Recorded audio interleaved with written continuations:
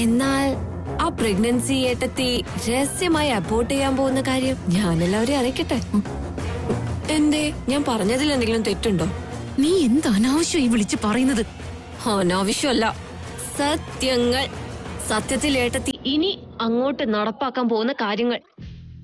നന്ദു, നീ എന്നെ വീണ്ടും കുഴപ്പത്തിലാക്കരുത്. അങ്ങനെ വഴിക്കുവാ. സനു ഏട്ടത്തി ഒരു കാര്യം മനസ്സിലാക്കണം. ഒരു പാലം ഇട്ടാ അത് അങ്ങോട്ടും ഇങ്ങോട്ടും പോകാനുള്ളതാ, അല്ലാതെ വൺ വേ മാത്രമല്ല. അത് മാത്രം ഏട്ടത്തി ഓർത്താ നമുക്ക് രണ്ടുപേർക്കും സമാധാനത്തോടെ ഈ വീട്ടിൽ കഴിയാം. എന്താ, ഞാൻ പറഞ്ഞതിൽ എന്തെങ്കിലും തെറ്റുണ്ടോ? എന്താണ് നാത്തുമാര് രണ്ടും കൂടി ഒരു ഗൂഢാലോചന? ഗർഭകാല പരിചരണങ്ങളെ കുറിച്ചേ ഞാൻ ഏട്ടത്തിക്ക് ഒരു ക്ലാസ് എടുക്കായിരുന്നു ഏട്ടാ. അതേതായാലും നന്നായി നന്ദു. എന്തായാലും ഈ സമയത്ത് സനുവിനൊരു കൂട്ടായിട്ട് നന്ദു ഉള്ളത് വലിയ കാര്യം തന്നെ. ഏട്ടത്തി ഈ ചായ ഒന്ന് കുടിച്ചു തീർത്തേ. ഈ സമയത്ത് ആഹാരം ഒന്നും ശ്രദ്ധിച്ചില്ലെങ്കിൽ വലിയ കുഴപ്പാവും.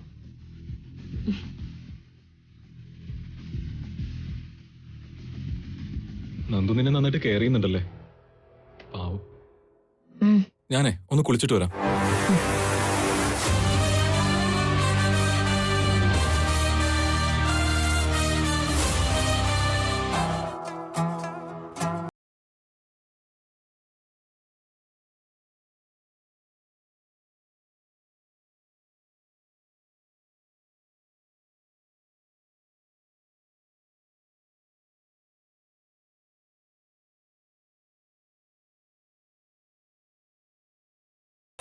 എന്നും പറഞ്ഞ് നമ്മൾ കൈയും കെട്ടി നോക്കിയിരുന്നാ ശരിയാവില്ല.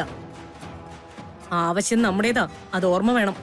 ഒരാളെ ഉത്തരവാദിത്വം നമ്മളെ ഏൽപ്പിച്ചല്ലേ ചേച്ചി. അയാളെ ഇടയ്ക്കിടയ്ക്ക് വിളിച്ച് ശല്യം ചെയ്യുന്ന മോശമല്ലേ? അവർക്ക് അവരുടേതായ സമയം കൊടുക്കണമല്ലോ നമുക്ക്. അല്ല, ആര് എന്തുത്തരവാദിത്വം ഏൽപ്പിച്ച കാര്യം ഇവനീ പറയുന്നത്? അല്ല, അമ്മ ഇതുവരെ ഉറങ്ങിയില്ലേ? കിടന്നിട്ട് ഉറക്കം വരുന്നില്ല. അല്ല, നിങ്ങളിരിക്കേ, അങ്ങോട്ട് മാറിയിരിക്കേ.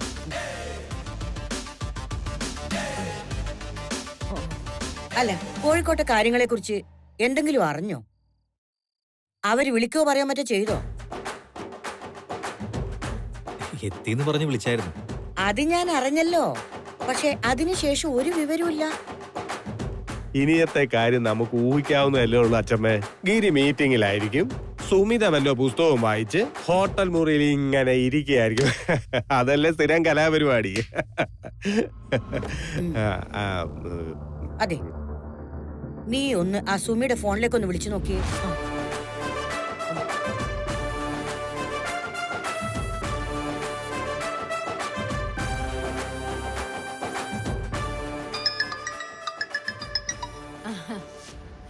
അമ്മേ.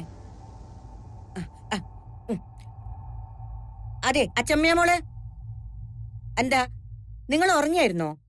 ഇല്ലച്ചമ്മേ, ഞാൻ ഉറങ്ങിട്ടില്ല. അപ്പോ അവൻ നിന്നെ കാക്കാതെ പോത്തുപോലെ കൂർക്കം വലിച്ചുറങ്ങാണോ? അല്ല, ഗിരി ഇപ്പൊ അങ്ങ് കിടന്നതേ ഉള്ളൂ. ഞാൻ കിടക്കാൻ തുടങ്ങായിരുന്നു. ഇന്നത്തെ ദിവസം മുഴുവൻ നിങ്ങൾ എങ്ങനെയാ ചെലവഴിച്ചത്? അത് പറ, കേൾക്കട്ടെ.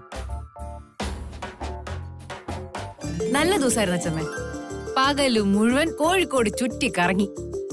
ഇതെല്ലാം കഴിഞ്ഞ് ഒത്തിരി ടയേർഡായിട്ട് കുറച്ചു മുമ്പ് വന്ന് കയറിയതേ ഉള്ളൂ. എന്നാ പിന്നെ ശരി മോളെ, അവൻ കൂർക്കം വലിച്ച് ഉറക്കം പിടിക്കുന്നതിന് മുമ്പേ നീയും കൂടെ ചെന്ന് കിടന്നുറങ്ങാൻ നോക്ക്. ശരി എന്നാ അച്ചമ്മേ, ഗുഡ് നൈറ്റ്. അമ്മയോടും പറഞ്ഞേക്കണേ. അതൊക്കെ ഞാൻ പറഞ്ഞോളാം, നീ പോയി കിടക്ക്.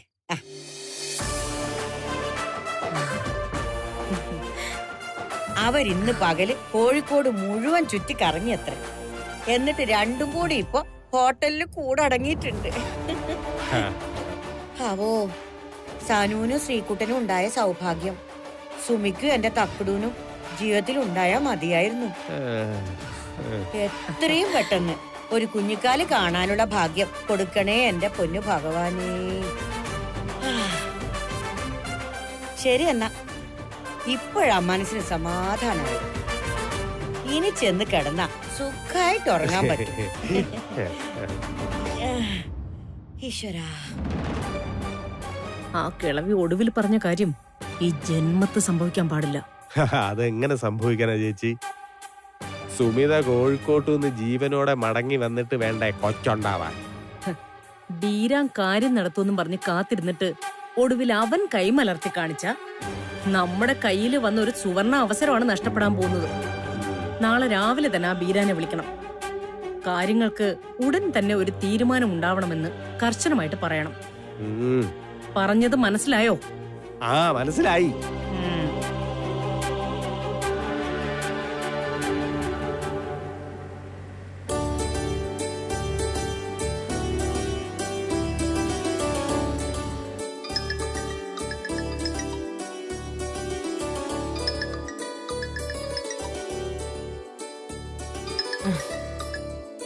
ഹലോ സ്നേഹ.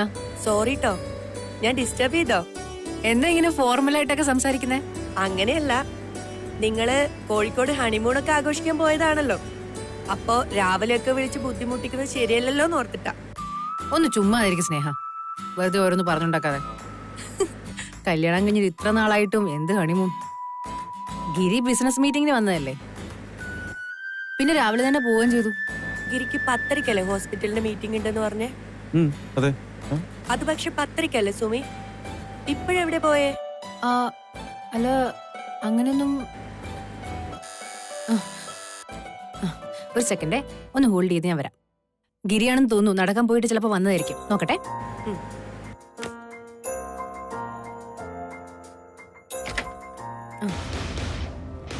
മേഡം, ഇത് ഗിരി സാറിന്റെ ഫോണാ. അല്ല ഗിരി, കംപ്ലൈന്റ് ആണെന്ന് പറഞ്ഞ് മേഡത്തെ ഈ ഫോൺ സാർ ഏൽപ്പിക്കാൻ പറഞ്ഞു. Okay ma'am.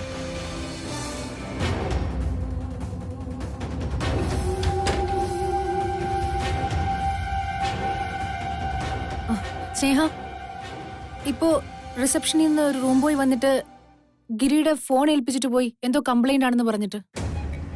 അക്കു, ഗിരിയുടെ ഫോൺ സുമിയെ ഏൽപ്പിക്കാൻ പറഞ്ഞ് ഗിരി റിസപ്ഷനിൽ ഏൽപ്പിച്ചത്രേ. ഞാൻ അക്കുന്റെ കൊടുക്കാമേ. ഹലോ.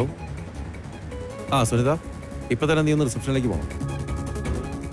എന്ത് പറഞ്ഞിട്ടാണ് ഇറങ്ങിപ്പോയെന്ന് നീ ഒന്ന് അവിടെ പോയി കാര്യമായിട്ട് അന്വേഷിക്കണം. ശരി ആകാശം. എന്നിട്ടേ നീ എന്നെ തിരിച്ചു വിളിക്കും കേട്ടോ.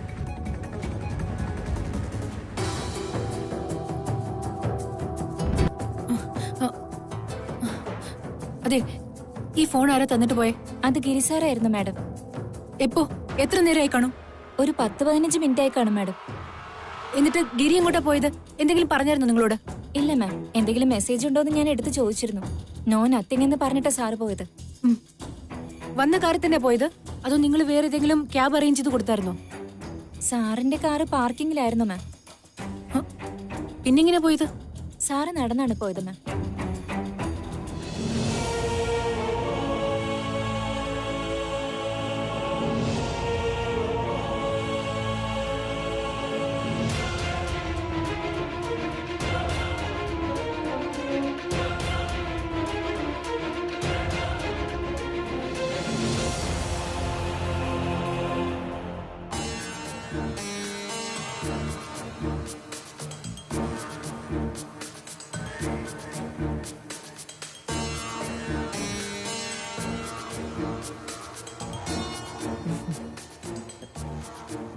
സോറി, ഞാൻ ലേറ്റ് ആയോ?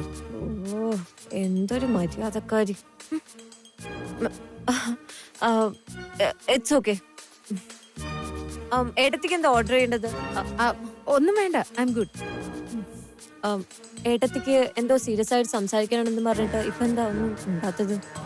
അത് പിന്നെ നന്ദു, ലൈഫിൽ എനിക്ക് സ്ഥായിയായിട്ട് ആരോടും ദേഷ്യമോ വൈരാഗ്യമോ ഒന്നും തോന്നാറില്ല. I am very Frank. മനസ്സിൽ തോന്നുന്ന കാര്യങ്ങള് മറച്ചു വെക്കാൻ എനിക്ക് അറിയില്ല, തുറന്ന് പറഞ്ഞ ശീലം. അതുകൊണ്ട് തന്നെ ഞാൻ എപ്പോഴും പ്രശ്നക്കാരിയായിട്ട് ബ്രാൻഡ് ചെയ്യപ്പെട്ടിട്ടേ ഉള്ളൂ. എനിക്ക് ശത്രുക്കളും കൂടുതലാ. ഇതൊക്കെ ഏട്ടത്തി ഇപ്പൊ എന്തിനാ എന്നോട് പറയുന്നത്? എന്റെ എന്തെങ്കിലും പ്രവൃത്തികളോ വാക്കുകളോ നന്ദുവിനെ വേദനിപ്പിച്ചിട്ടുണ്ടെങ്കിൽ അതൊന്നും മനഃപൂർവ്വമല്ലെന്ന് പറയാൻ ശ്രമിക്കുകയായിരുന്നു ഞാൻ. എന്നെ മനസ്സിലാക്കാൻ ആരും ഇതുവരെ ശ്രമിച്ചിട്ടില്ല. എല്ലാവരും എന്നെ ഒരു വഴക്കാളിയായിട്ട് ചിത്രീകരിച്ചിട്ടേ ഉള്ളൂ. കുറച്ചെങ്കിലും എന്നെ മനസ്സിലാക്കിയത് ശ്രീനിഷ് മാത്രം. അതിന്റെ ഇപ്പൊ ഏട്ടൻ അനുഭവിക്കുന്നുണ്ട്. നീ എന്താ പറഞ്ഞത്? ഒന്നുമില്ല. ഏട്ടത്തി മനസ്സിലാക്കാൻ ഞങ്ങളെല്ലാരും ഉണ്ടെന്ന് പറയായിരുന്നു. അറിയാം. ഇനി മറ്റാരും ഇല്ലെങ്കിലും നീ ഉണ്ടാവണം. പരസ്പരം മനസ്സിലാക്കിയും സപ്പോർട്ട് ചെയ്തും മുന്നോട്ട് പോയാൽ അതിന്റെ ഗുണം നമുക്ക് രണ്ടുപേർക്കും തന്നെയാ. ഞാൻ പറയുന്നത് നിനക്ക് മനസ്സിലാവുന്നുണ്ടോ? ഒരുപാട് പ്രതീക്ഷകളോടെ ഒരു പ്രൊഫഷൻ തെരഞ്ഞെടുത്ത് അതിൽ വിജയിച്ചതിന്റെ ആദ്യഘട്ടത്തിൽ നിൽക്കുക ഞാൻ. ഇനി ഒരുപാട് മുന്നോട്ട് പോകാനുണ്ട്. സ്വപ്നങ്ങളും ലക്ഷ്യങ്ങളും ഒത്തിരിയുണ്ട്. അതൊക്കെ ഒരു കുഞ്ഞിന് വേണ്ടി ഉപേക്ഷിക്കാൻ എനിക്ക് കഴിയില്ല നന്ദു. ഇങ്ങനെ ചിന്തിക്കുന്ന ഒരാളായിരുന്നു ഏട്ടത്തെങ്കിൽ പിന്നെ ഒരിക്കലും കല്യാണം കഴിക്കാൻ പാടില്ലെന്നേ ഞാൻ പറയൂ. നീയും നിതീഷേട്ടനും തമ്മിലുള്ള റിലേഷൻഷിപ്പിനെ കുറിച്ച് നല്ല വ്യക്തമായ ധാരണ എനിക്കുണ്ട്. നീ എന്നോട് പറഞ്ഞതിലും എത്രയും അപ്പുറത്താണ് കാര്യങ്ങളെന്നൊക്കെ എനിക്കറിയാം. നീ പേടിക്കണ്ട. എനിക്കതിനോട് എതിർപ്പൊന്നുമില്ല, സന്തോഷം മാത്രമേ ഉള്ളൂ. സുമിതേടത്തേക്ക് കിട്ടിയതുപോലൊരു നല്ല ജീവിതം നീയും അർഹിക്കുന്നുണ്ട്. പക്ഷേ നിനക്കറിയാലോ, എന്റെ അമ്മയെ പറഞ്ഞ് കൺവിൻസ് ചെയ്യിക്കാൻ അത്ര എളുപ്പമല്ല. അമ്മ ഒരിക്കലും അത് അംഗീകരിക്കാനും പോകുന്നില്ല. ആ കാര്യത്തില് നിന്നെ ഏറ്റവും കൂടുതൽ സഹായിക്കാൻ കഴിയുന്നത് എനിക്ക് മാത്രമാണ് നന്ദു. സഹായിക്കാൻ മാത്രമല്ല, ആ വിഷയത്തെ വേണമെങ്കിൽ നിനക്കെതിരെ മാറ്റിയെടുക്കാൻ എനിക്ക് കഴിയുകയും ചെയ്യും. അതിലൊരു സംശയം വേണ്ട. നീ മുമ്പ് പറഞ്ഞതുപോലെ ഒരു പാല് വിട്ട അങ്ങോട്ടും ഇങ്ങോട്ടും വേണമെന്നല്ല. ഞാൻ എന്ത് വേണമെന്ന് ഏട്ടത്തി പറയുന്നത്? ഒന്നും വേണ്ട. ഇന്ന് വരെ നീ ചെയ്തുകൊണ്ടിരുന്ന കാര്യങ്ങള് ഇനി ചെയ്യാതിരുന്നാ മാത്രം മതി. ആക്ച്വലി ഞാൻ ഏട്ടത്തിയെ ദ്രോഹിക്കണം എന്ന് വിചാരിച്ചല്ലേ ഇതൊന്നും ചെയ്തത്. അറിഞ്ഞുകൊണ്ട് എന്റെ സ്വപ്നങ്ങൾക്ക് തുരങ്കം വെക്കാനാണ് നീ ശ്രമിച്ചുകൊണ്ടിരുന്നത്. എന്റെ കരിയറിന് ഏറ്റവും വലിയ തടസ്സമാകുന്നത് ഈ പ്രഗ്നൻസിയാ. ഇപ്പോ ഞാനൊരു അമ്മയായ അതോടെ തീർന്നു എന്റെ പ്രൊഫഷൻ. ഒരു കുഞ്ഞുണ്ടായി കാണണമെന്ന് ശ്രീയേട്ടൻ നന്നായിട്ട് ആഗ്രഹിക്കുന്നുണ്ടെന്ന് എനിക്കറിയാം. അതുകൊണ്ടാ പിന്നെ ഞാൻ. ആളുകൾക്ക് എന്തു ആഗ്രഹിക്കാം, പക്ഷെ ഒരമ്മയാകാനുള്ള മാനസികാവസ്ഥ എനിക്കിവിടെ ഉണ്ടാവണ്ടേ?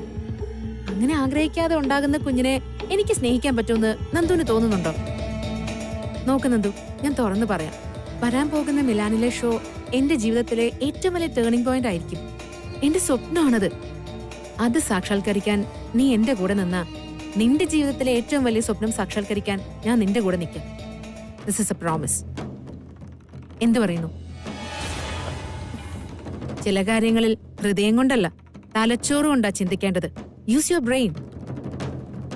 നല്ലപോലെ ആലോചിച്ചിട്ട് തീരുമാനം എന്തായാലും എന്നോട് പറഞ്ഞാൽ മതി. അധികം വൈകണ്ട. പറ്റുമെങ്കിൽ നാളെ തന്നെ. ഓക്കെ?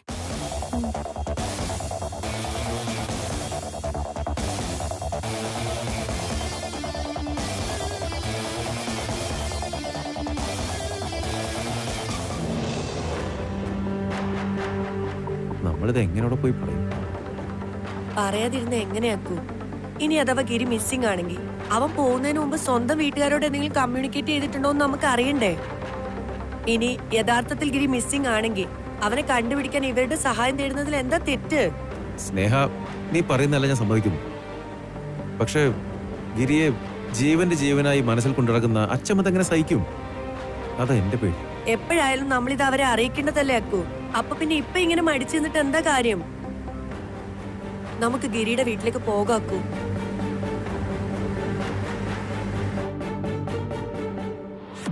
അച്ഛമ്മേ, ആ ഇതാരാ വന്നിരിക്കുന്നേ? എന്തൊക്കെയുണ്ട് അക്കു വിശേഷങ്ങൾ? തക്കുട് പറഞ്ഞിട്ട് ഓഫീസിലേക്ക് എന്തെങ്കിലും ഫയലുകൾ എടുക്കാൻ വന്നായിരിക്കും അല്ലേ? ഒരു കാര്യം ചെയ്യ്, അനുരാധയെ വിളിക്കാം. അനുരാധേ, അനുരാധേ, ഒന്നിങ്ങ് വന്നേ. ഒന്ന് നോക്കിയ. നിങ്ങളായിരുന്നോ? ഓഫീസിൽ എന്തോ കാര്യത്തിന് വേണ്ടിയാ ഇവര് വന്നിരിക്കുന്നത്. എന്താന്ന് വെച്ചാ ചെയ്തു കൊടുക്ക്. അതിന് ഓഫീസിലെ കാര്യങ്ങളെ പറ്റി ഏട്ടൻ എന്നെ ഒന്നും വിളിച്ച് പറഞ്ഞില്ലല്ലോ. ഗിരി സ്ഥലത്തില്ലാത്തതുകൊണ്ട് ഓഫീസിന്റെ ഇൻചാർജ് നിതീഷിനാണ്. അവിടെ എന്ത് വേണം എങ്ങനെ വേണമെന്നൊക്കെ ഗിരി ഇവനെ പറഞ്ഞ് ഏൽപ്പിച്ചിട്ടുണ്ട്. അതനുസരിച്ച് അവൻ ചെയ്തോളും. ഓരോരുത്തരും ഞാനും ഉണ്ടല്ലോ. അതിനുവേണ്ടി വേറൊരുത്തനും മെനക്കെടണമെന്നില്ല. നിങ്ങൾ വിചാരിക്കുന്ന പോലെ ഓഫീസുമായി ബന്ധപ്പെട്ട കാര്യങ്ങളായിട്ടല്ല ഞങ്ങൾ വന്നിരിക്കുന്നത്. എനിക്കറിയേണ്ടത് കഴിഞ്ഞ രാത്രി ഗിരി നിങ്ങളെ ആരെങ്കിലും വിളിച്ചോന്നാ?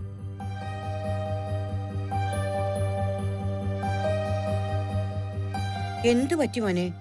നീ വളച്ചു കെട്ടാതെ കാര്യം പറ. എന്തോ ഒരു തെറ്റിദ്ധാരണ സംഭവിച്ചിട്ടുണ്ട് അച്ഛമ്മേ. അതൊന്ന് ക്ലിയർ ചെയ്യാൻ വേണ്ടിയിട്ടാണ് ഞങ്ങൾ വന്നത്. ഗിരി കോഴിക്കോട്ടെ ഹോട്ടലിൽ നിന്ന് എങ്ങോട്ടാണെന്ന് പറയാതെ ഇറങ്ങിപ്പോയി. അയ്യോ, അവൻ മൊബൈൽ ഫോൺ കൊണ്ടുപോയിട്ടില്ല. സുമി ആകെ വിഷമിച്ച് ഞങ്ങളെ വിളിച്ചു. ഹോട്ടലിൽ തനിച്ചാക്കിയിട്ട് തക്കുടുമോൻ എങ്ങോട്ട് പോയതാ? അതെ അച്ഛമ്മേ, അത് തന്നെ നമുക്കും അറിയേണ്ടത്. ഗിരി എങ്ങോട്ടാ പോയതെന്ന്. എനിക്കറിയണത് അവൻ ഹോട്ടൽ വിട്ട് പോകുന്നതിന് മുമ്പ് നിങ്ങളെ ആരെങ്കിലും ഫോണിൽ വിളിച്ചു എന്നുള്ളതാ. സത്യം പറയാ മോനെ, ഞാൻ അവനെ വിളിച്ചിട്ട് കുറച്ച് ദിവസമായി. ഞാൻ കാര്യങ്ങളൊക്കെ അറിയുന്നത് സുമിയെ വിളിച്ചിട്ടാ. അവളാണെങ്കിൽ ഇന്നലെ മുതൽ ഫോൺ എടുക്കുന്നില്ല.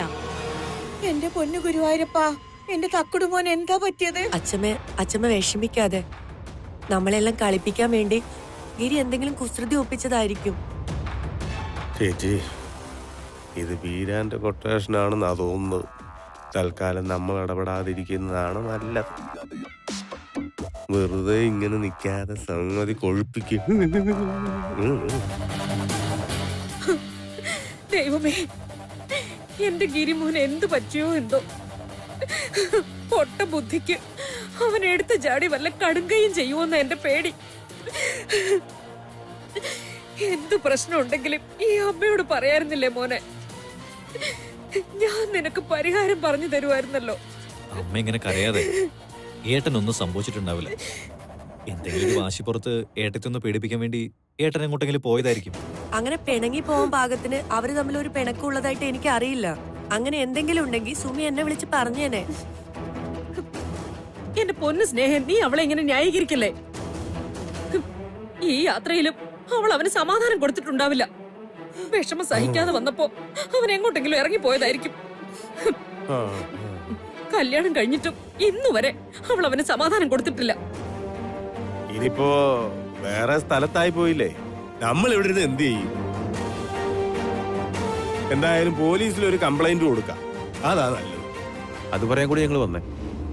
ഞങ്ങൾ എന്തായാലും കോഴിക്കോട്ടേക്ക് പോവാം. നിങ്ങൾ ആരെങ്കിലും കൂടെ വന്ന് നന്നായിരുന്നു. എന്താ നിങ്ങളാരും ഒന്നും മിണ്ടാതെ? എടാ നിതീഷേ, നീയെങ്കിലും ഒന്ന് ഇവരെ കൂടെ കോഴിക്കോട് പോ. അത് പിന്നെ അച്ഛമ്മേ, ഞാനും കൂടി ഇവിടുന്ന് പോയി കഴിഞ്ഞാൽ ഓഫീസിലെ കാര്യങ്ങൾ ആകെ താറുമാറാവും.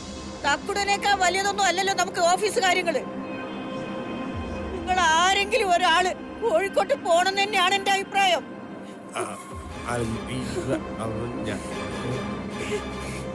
നമ്മളിപ്പോ അവിടെ ചെന്നിട്ട് എന്ത് ചെയ്യാനാ അച്ഛമ്മേ?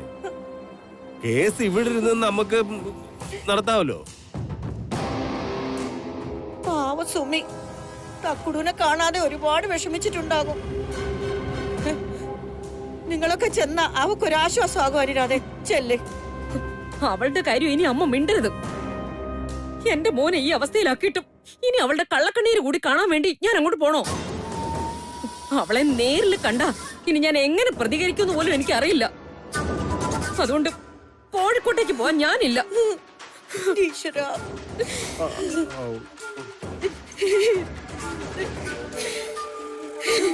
ആരൊക്കെ വന്നാലും വന്നില്ലെങ്കിലും ഞങ്ങൾ കോഴിക്കോട്ടേക്ക് പുറപ്പെടാം. എനിക്ക് എന്റെ ഗിരിയെ കണ്ടെത്തിയേ പറ്റൂ. സുമിതയോട് വഴക്കിട്ട് പിണങ്ങി പോകാൻ മാത്രം ബുദ്ധിയില്ലാത്ത ആളല്ല ഗിരി. ഇത് വേറെന്തോ സംഭവം. ഇതെന്താണെന്ന് കണ്ടെത്തി നമ്മുടെ ഗിരിയെ രക്ഷിച്ചേ പറ്റൂ. സ്നേഹ മോനെ നിക്കേ, ഞാനും കൂടി വരാം നിങ്ങളുടെ കൂടെ കോഴിക്കോട്ടേക്ക്. അല്ലെങ്കിൽ പിന്നെ എനിക്കിവിടെ ഇരുന്ന ഒരു സമാധാനവും കിട്ടില്ല. ഞാനും വരാം. അമ്മ ഇത് എന്തു ഭാവിച്ച? അമ്മ അവിടെ ചെന്നതുകൊണ്ട് എന്ത് പ്രയോജനം ഉണ്ടാവാൻ പോകുന്നത്? എന്തായാലും ആകാശം സ്നേഹം പോകുന്നുണ്ടല്ലോ, അവര് പോയി കാര്യങ്ങൾ നടത്തട്ടെ. അച്ഛമ്മ വിഷമിക്കണ്ട, എനിക്കൊന്നും സംഭവിക്കില്ല. അവൻ എത്രയും പെട്ടെന്ന് നമുക്ക് തിരിച്ചു കിട്ടാൻ അച്ഛമ്മയുടെ പ്രാർത്ഥന മാത്രം മതി.